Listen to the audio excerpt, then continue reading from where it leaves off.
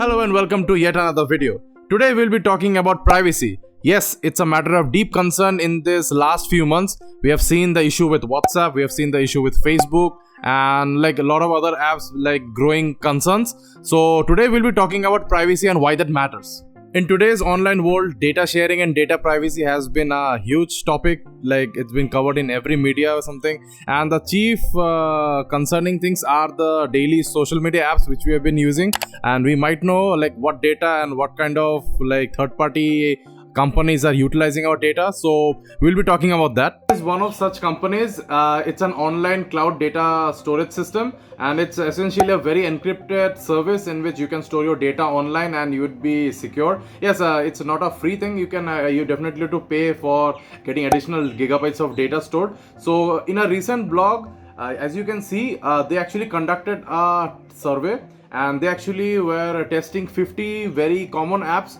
and trying to understand which app actually utilizes what kind of personal data. With the newest update in Apple's privacy policy, pCloud were able to list down 50 of the most popular apps and understand where the data is going. So let us have a look. Okay, first things first. When we download an app from either Play Store or App Store, then immediately we actually tick all the terms and conditions so that we agree to share our data to the app.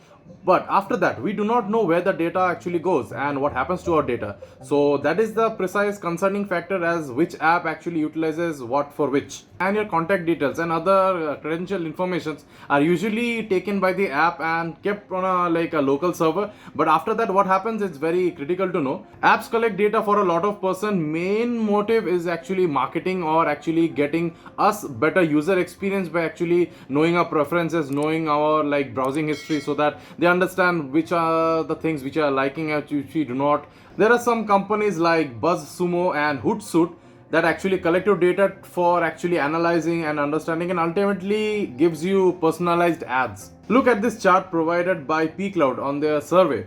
These are like the apps sharing the data to third parties, and they have actually collected this information over various research, and after seeing through all these popular 50 apps, the first three are Instagram, Facebook, and LinkedIn. As you can see, Instagram is like the king of data sharing, and it's like really horrible to understand. Like 79% of all the personal data is so like shared by Instagram to other third parties.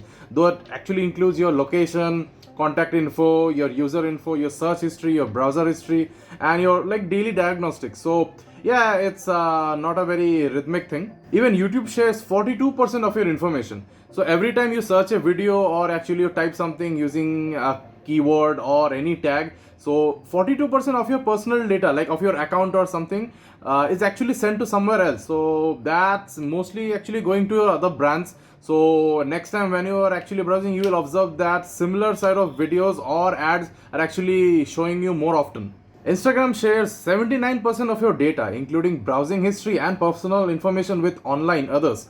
So including everything like your purchasing decisions or your browsing history or how you explore your feed. So yeah, considering there are over 1 billion active users on Instagram, so yes, such amount of high data sharing is really like a matter of concern. Next is another chart. As you can see, this is something like comparison in which the apps collecting data for their own benefit. It's not like they want to sell to someone else. They're just utilizing the app for their own benefit. So again, the top two are Facebook and Instagram. So with a staggering percentage of 86%. And as you know, Instagram is owned by Facebook. Both are actually selling more of their data, and so that they can serve you relevant ads into the platform itself. So what are the safest apps which you can trust with your personal data? So the answer is this chart, as you can see from pCloud. So these are like the top 10 most safest app that actually doesn't share your personal data. In the first comes Signal, then Clubhouse, then Netflix, then Microsoft Teams,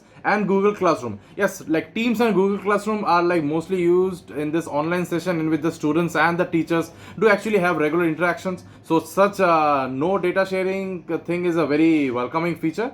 So one tip is like when you download an app or a third party APK, make sure that you do not check certain checkboxes which actually share data for marketing diagnostics, or like in your UI itself there are some options, so do click them off so that you don't get like annoying ads all over your UI. So that is one of the things in which actually it helps to prevent more data leakage. So that's it for today's video. Hope you understood some of the major issues with privacy and what are the apps you should stay away from. Yeah, you might use still Instagram or Facebook, but just make sure that they are actually using much of your data. So you should definitely switch to other like apps if you are more into conversations. So definitely I prefer Signal over anything else. So yeah, that was one of my key things. And if you like this video, do hit the like button and get subscribed, so you will be having more information related videos in the future. If you haven't seen my yesterday's video, I will put the link in the description, or you can see in the I button above. I will catch you guys in the next one.